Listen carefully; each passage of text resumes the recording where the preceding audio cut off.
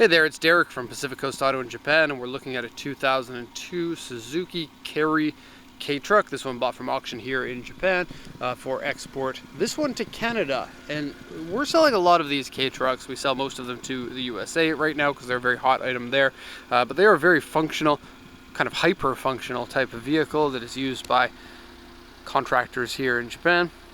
It has a truck bed with 3 sides that can be folded down.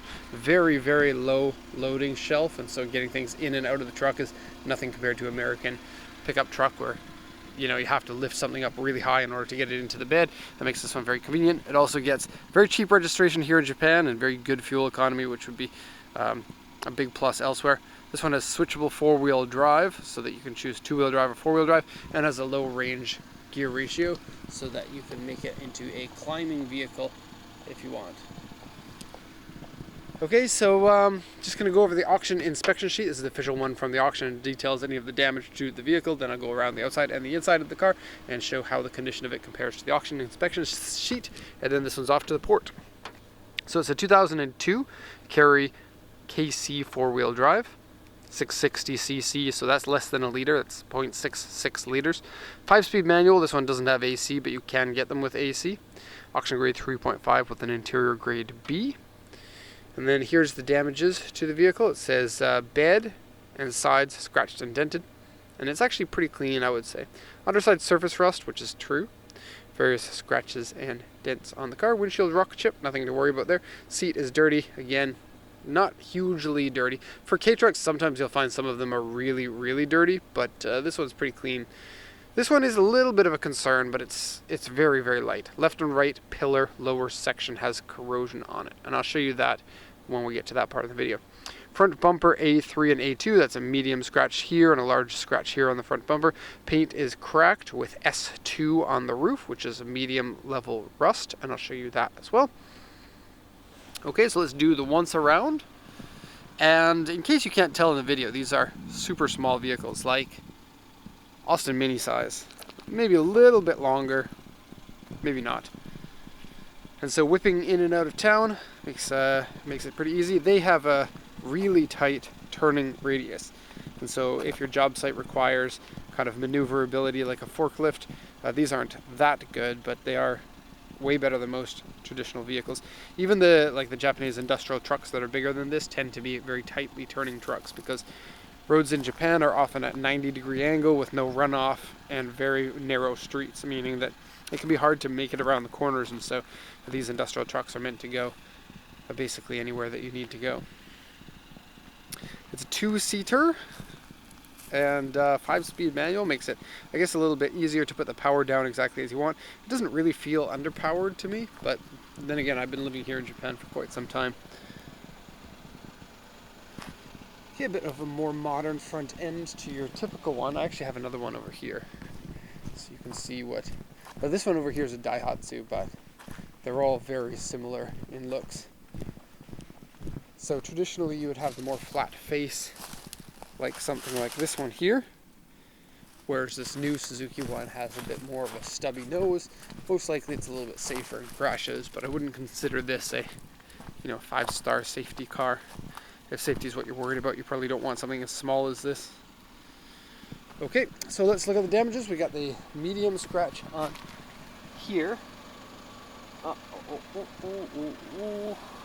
That's funny, I don't even see the scratch. I did notice the other one over here, which they called an A3. I don't think it's really that big. You can see here and here. But lucky the bumper is white plastic, unlike a lot of older cars that would have a gray plastic that was painted white. This is actually full white plastic, so when it scratches, you don't get any discoloration. Like my minivan is a white minivan, it has black bumpers, and so if you scratch the bumper, it really shows up. Okay, the rust on the roof, and it's mostly in the rain gutters. Let me just climb up here. And then the rust is thin, and so I don't think that this damage should be very hard to repair.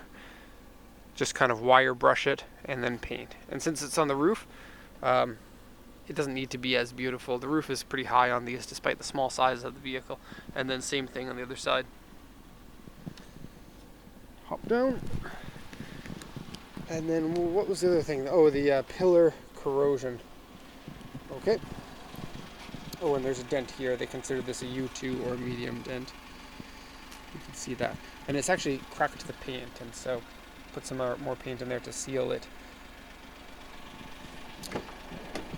Okay, so here's the corrosion that they were talking about.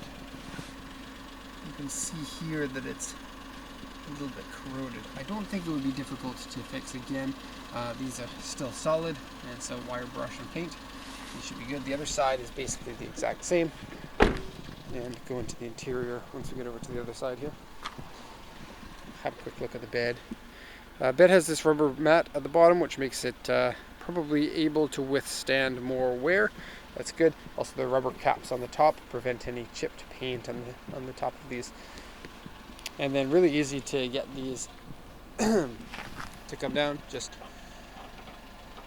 one there, one here, and you go down like that. And then it's pretty obvious to see that all three of those sides can go down like that. And then that's probably about, I don't know, about 50 centimeters off the ground, maybe 60. And so it makes it really easy to load things into it. Very clean underneath, as you can see there.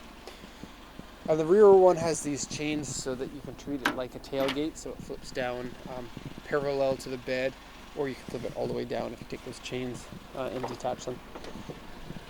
Here's the other corrosion marks.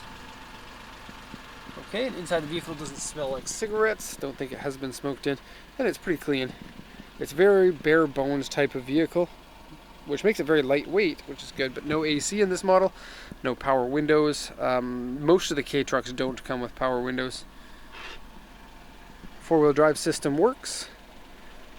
Manual transmission is good, clutch is good. There's no power steering, but you know, it's a really tiny vehicle with the engine in the middle, and so it doesn't have a lot of weight over the front wheels. And it does feel really weird. Here's your suspension strut, and so when you are turning sharply, it gives you a really unique feeling of kind of like a cab over type vehicle, which I guess technically it is.